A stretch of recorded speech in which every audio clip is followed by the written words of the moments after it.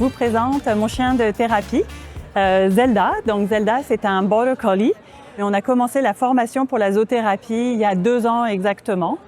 Et ça fait, je dirais qu'on est arrivé à l'UQO il y a peut-être 1 an. Donc au début, les étudiants étaient quand même assez surpris de voir un chien sur le campus.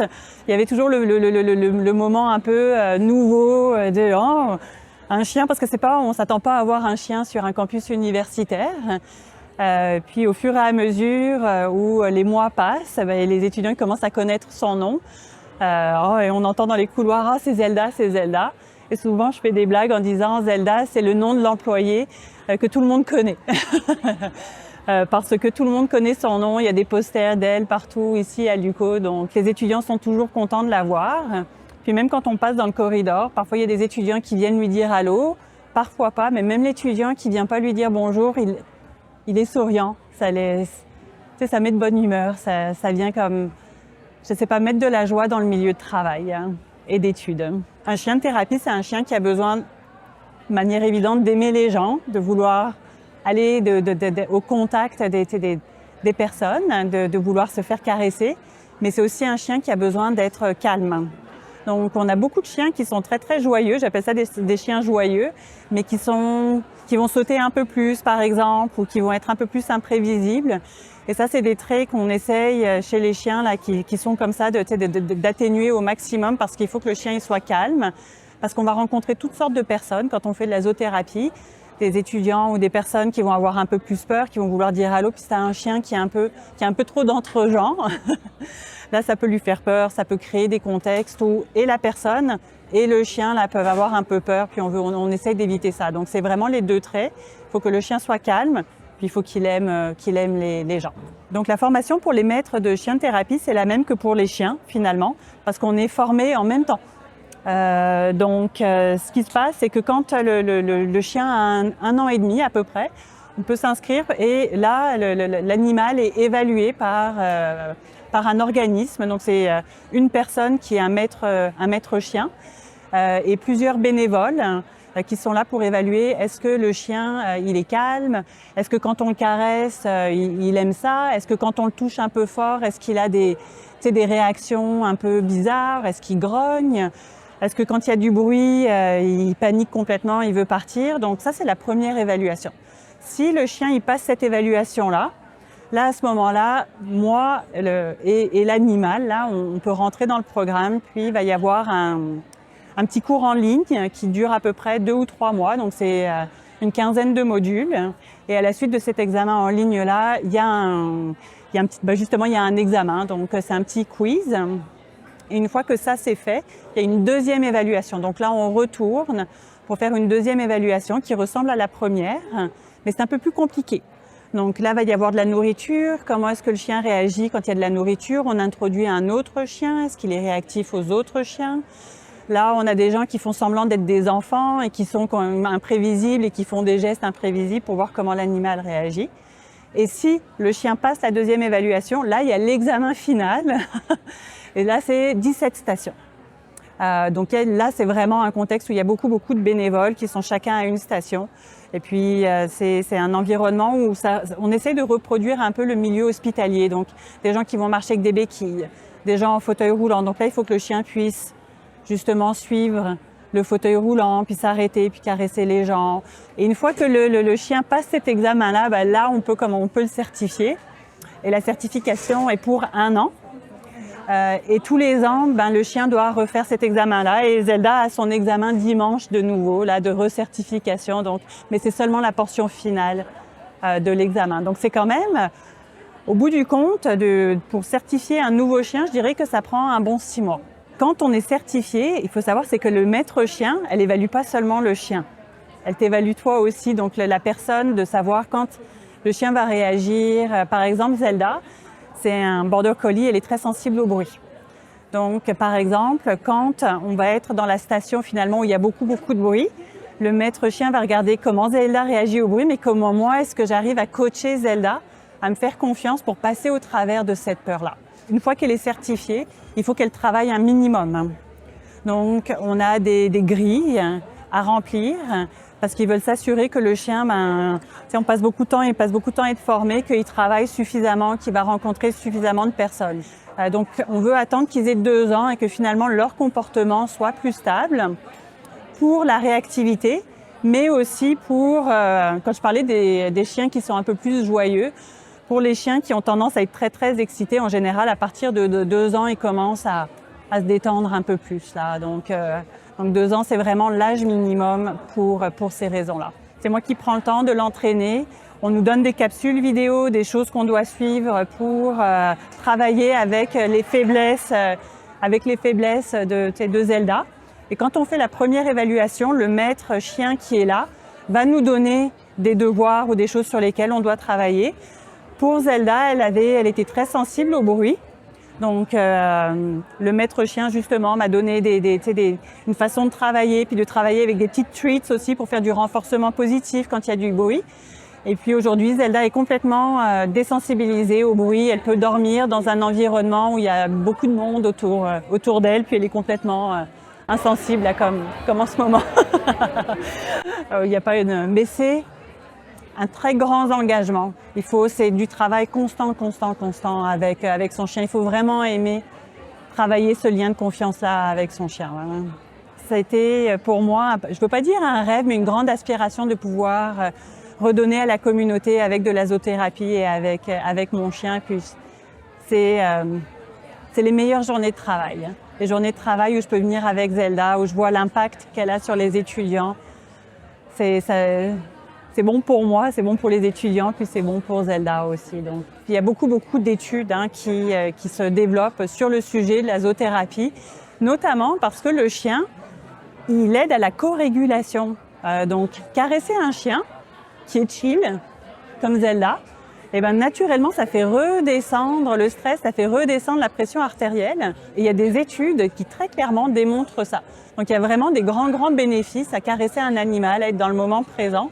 Vraiment physiologiquement parlant sur l'attention, c'est que ça permet de créer des liens au travers d'un médium différent là, parce que tu caresses un chien, tu parles de l'animal, tu es dans la joie, donc du coup ça vient un peu dédramatiser pour les étudiants qui vivent des problèmes, ça leur permet de penser à autre chose, ça dédramatise certaines situations.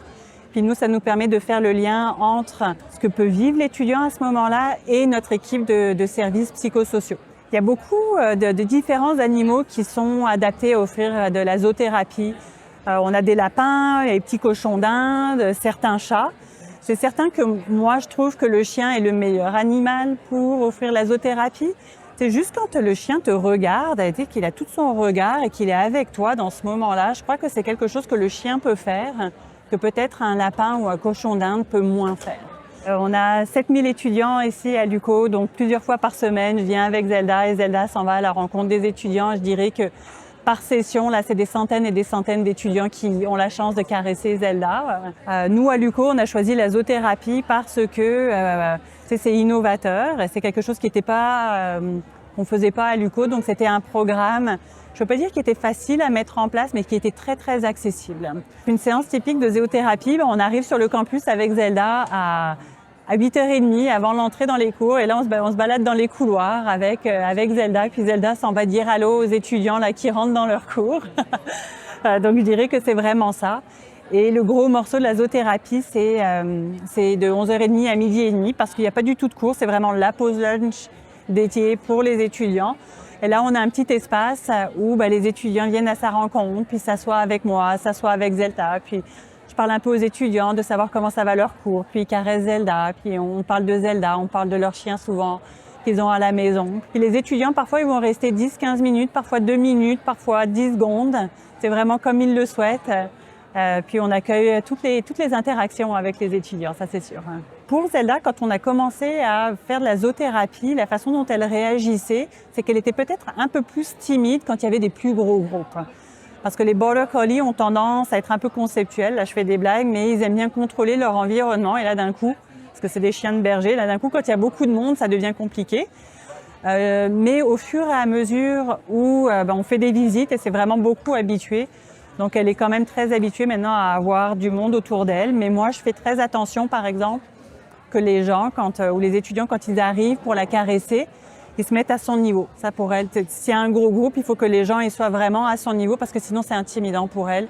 Puis là, elle va prendre des petits pas de recul, elle va aimer moins ça. Donc là, c'est vraiment de dire aux gens, hey, mettez-vous à son niveau, etc. Là, donc ça, c'est la chose auquel je fais attention. On fait un peu de la représentation pour notre chien. Il peut pas parler pour nous dire quand il est mal à l'aise. Donc, je fais attention à tout ça, effectivement. Oui. Donc souvent, ils vont nous dire, oh, un chien, moi j'ai un chien aussi à la maison. Je n'ai pas flatté de chien depuis plusieurs semaines. On a aussi des étudiants qui viennent d'autres pays, qui viennent par exemple des pays africains, des étudiants internationaux qui n'ont jamais caressé de chien et qui en ont un peu peur. Donc, c'est leur premier contact aussi avec un chien. Il y a des situations où le chien peut ressentir du stress et de la fatigue, surtout de la fatigue. Nécessairement, à chaque fois, le chien va être fatigué parce que c'est beaucoup pour eux. Ils disent allô à bain du monde, puis ils sont contents. Eux, ils mettent tout leur cœur là dans l'interaction avec chacun des participants. Il n'y a pas de 25%, je préserve mon énergie. Pour eux, c'est 200% à chaque interaction, donc c'est extrêmement fatigant. Ça vient entamer leur capital social, donc il faut faire attention à ça. Ce que je souhaite que les gens comprennent mieux par rapport à la zoothérapie, c'est que c'est des chiens qui sont là pour la communauté.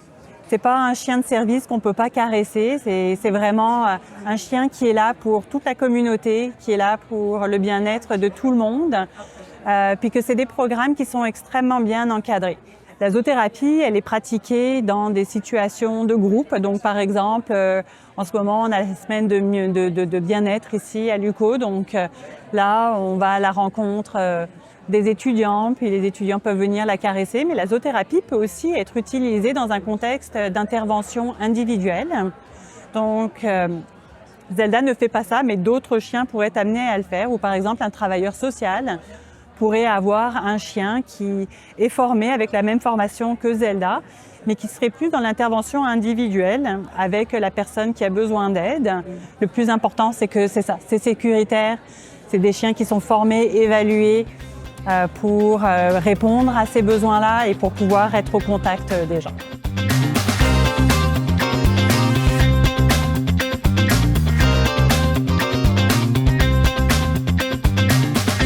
La zoothérapie, ça se trouve à être le fait d'intégrer un ou plusieurs animaux dans une intervention, dans notre cas, intervention psychosociale, comme un outil pour permettre à la personne qu'on accompagne d'atteindre ses objectifs. Donc, ça dépasse le simple fait d'avoir un animal dans la pièce ou bien de se sentir bien parce qu'on est en présence d'un chien ou d'un chat ou d'autres animaux. L'animal va vraiment venir jouer un rôle dans les interventions qu'on fait auprès de la personne pour lui permettre d'observer certaines de ses réactions, ses façons de faire des liens avec sa vie à l'extérieur de la rencontre avec l'animal, puis après ça, de transférer des apprentissages à l'extérieur de l'intervention. Donc, l'animal est vraiment une partie intégrante d'une intervention psychosociale, puis pas seulement un soutien émotionnel pour la personne, pendant que, par ailleurs, on fait une intervention qui est sans lien nécessairement avec l'animal. Alors, moi, pour ma part, j'ai commencé la zoothérapie, ma formation en octobre 2024. Par la suite, j'ai pu offrir des groupes au sein du CLLC, des groupes pour les adolescents où on a travaillé sur l'anxiété et la dépression, que j'ai fait justement avec ma collègue Sarah. Puis aussi, de l'autre côté, moi, je suis en train d'entraîner Benji en individuel là, pour faire des rencontres individuelles avec d'autres jeunes sur un projet pilote. Donc, ça serait depuis octobre 2024 pour ma part. Puis toi? Moi, dans le fond, je suis formée en zoothérapie depuis 2021. Par contre, ça a vraiment démarré là, à compter d'octobre 2024 avec les premiers groupes de zoothérapie qu'on a offerts au CLSC. Nous, dans le cas des programmes qu'on offre au CLSC, on travaille avec des chiens pour des raisons notamment de facilité de les amener dans différents milieux, puis aussi de lien avec la plupart des gens. C'est un animal qui est familier, c'est un animal qui amène une réaction émotionnelle plutôt positive. Un chien de zoothérapie, il faut qu'il soit calme. Comme vous voyez, là, Benji est quand même assez calme. On veut un chien qui ne soit pas vraiment non plus réactif. On veut un chien qui a quand même des bases solides au niveau de l'éducation, dans le sens où, si on l'appelle, qu'il revient vers nous, qu'il est capable de s'asseoir, de s'arrêter sur un comportement également. Ça dépend vraiment aussi de l'animal, de qu'est-ce que vous voulez provoquer dans votre groupe ou chez l'individu. Par exemple, pour Benji, on le voit, il a une tête de teddy-bear, là. C'est très facile. Moi, je travaille auprès des enfants. C'est très facile, le lien de confiance directement avec un chien tel quel, que si vous arrivez avec un énorme chien ou un pitbull, par exemple. Je dis pas que le pitbull est pas bon. C'est pas ça, là. Il y a des animaux qui sont très calmes, très doux aussi.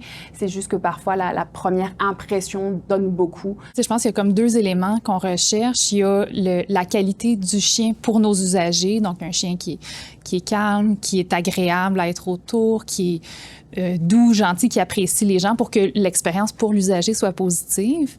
Puis, il y a le bien-être de notre chien. Donc, on veut un chien qui est adaptable, qui est facilement confortable dans des nouvelles situations, qui se sent bien avec des nouvelles personnes pour pas que l'expérience soit désagréable pour le chien, même si nos usagers le trouvent super le fun, super gentil. Fait que c'est un peu, je pense, les deux points là, qui sont les plus importants.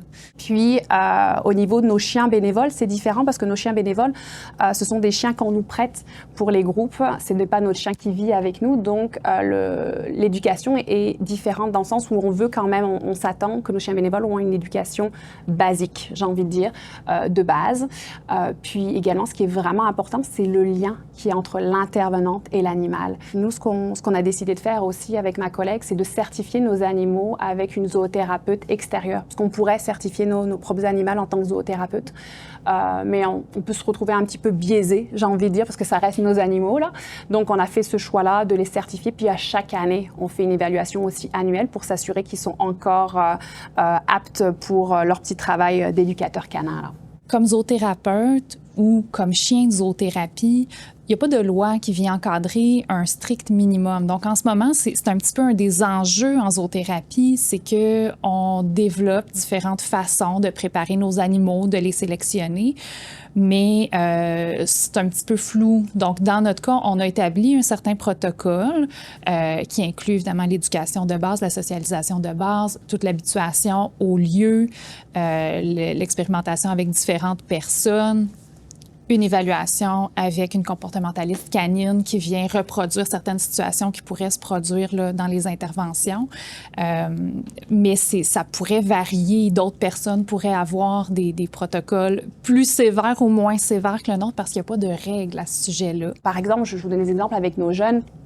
Des jeunes qui font beaucoup d'anxiété sociale, c'est difficile pour eux de venir nous rencontrer, de discuter. C'est très confrontant aussi quand on leur pose une question directe en leur disant parle-moi de ton anxiété, des choses comme ça. Alors que là, avec le chien, on peut faire un effet miroir, on peut faire un parallèle. Je vous donne un exemple concret pour bien comprendre ce qu'on peut faire justement en zoothérapie.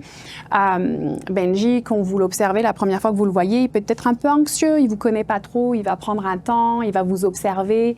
Moi, je vais faire ce parallèle-là avec l'enfant, je vais lui demander qu'est-ce que tu observes chez Benji, puis il va me donner tous ces traits-là. Puis je lui dis, tu sais, si Benji te posait la question à toi, est-ce que à l'école, est-ce que tu te sens anxieux? Quand tu es anxieux, comment on le voit que tu es anxieux?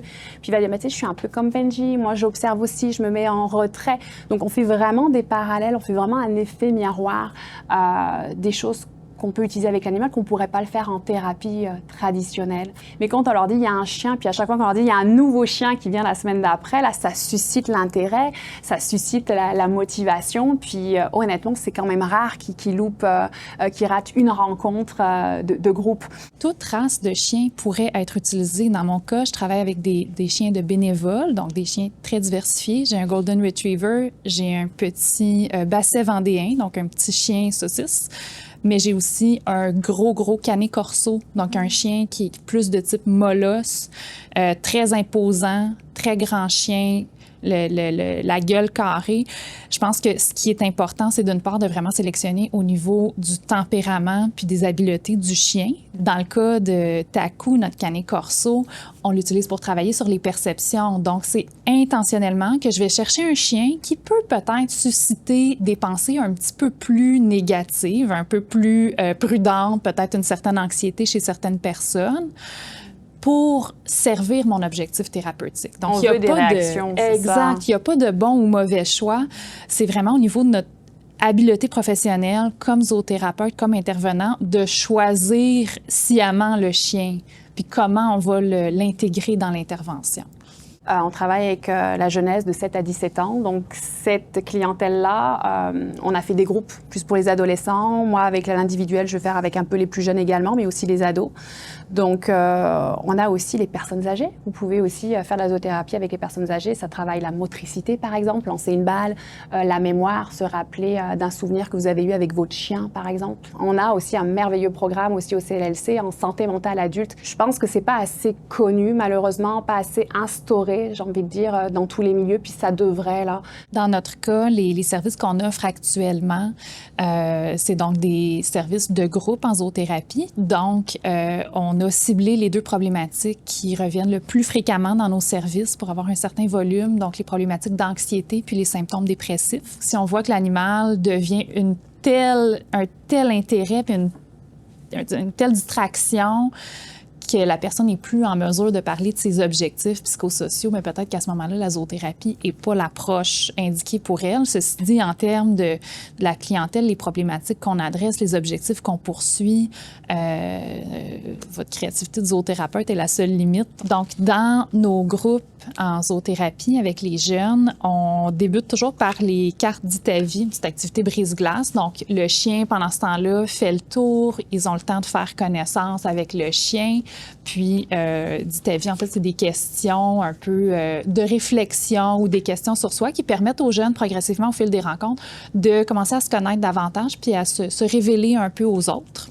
Par la suite, on va faire un petit retour sur leur semaine. Donc, qu'est-ce qu'ils ont observé cette semaine, ce qui a bien été, ce qui a moins bien été. Puis ensuite, on rentre vraiment dans nos activités d'intervention de zoothérapie.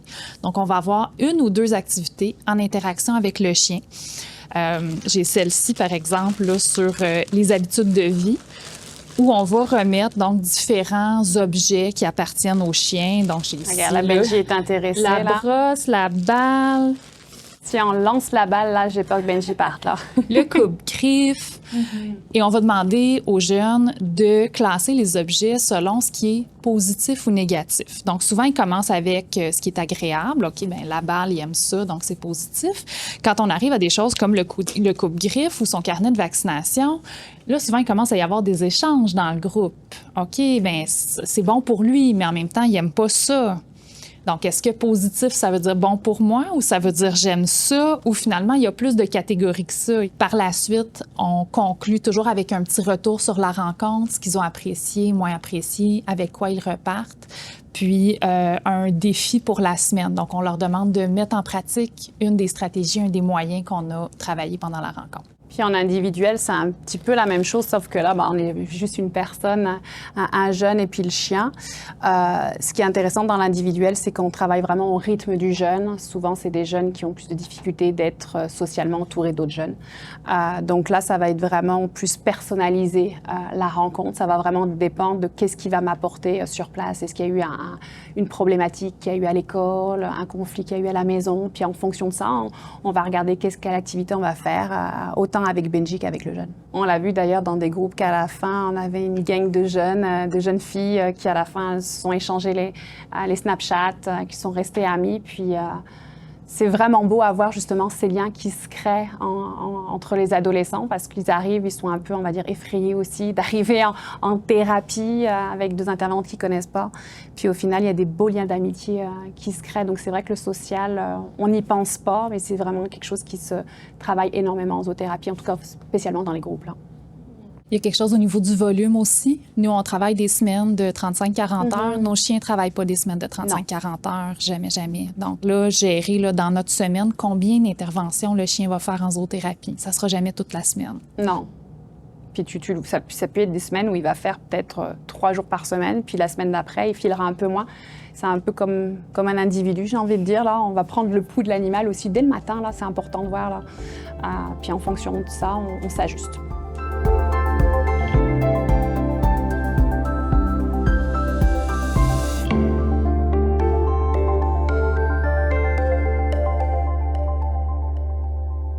Mon expérience, honnêtement, ça a été quelque chose de vraiment différent. Ça a été vraiment bien. Honnêtement, c'est sûr, au début, c'est stressant. Mes parents, ils ont commencé par prendre un rendez-vous pour le médecin pour peut-être faire une demande. Puis c'est mon médecin qui m'a mis sur une liste d'attente. Puis finalement, il y a quelqu'un qui s'est libéré plus tôt, donc c'est là que j'ai rencontré Sarah. puis c'en est venu comme ça. Que après, ben, elle m'a appelée, puis pour faire la zoothérapie. Donc, nous, quand on reçoit des demandes de services, dans le fond, ça rentre là, vraiment dans l'ensemble des programmes jeunesse. Au niveau spécifiquement de la zoothérapie, quand on est prêt à débuter un groupe, on va aller voir sur la liste d'attente les jeunes qui pourraient correspondre aux services qu'on va offrir. Donc, par exemple, si c'est le groupe en anxiété, on va identifier des jeunes sensiblement du même groupe d'âge qui ont des besoins au niveau de l'anxiété. Puis, on va contacter individuellement chacune de ces familles-là pour voir s'ils sont intéressés à participer au groupe. Donc, il n'y a pas nécessairement une voie d'accès spécifique pour la zoothérapie. On ne peut pas faire une demande pour avoir le service de zoothérapie. C'est des demandes de services psychosociaux jeunesse. Puis, c'est nous qui allons faire le travail à l'interne d'identifier les jeunes qui pourraient potentiellement bénéficier du groupe puis d'aller valider leur intérêt.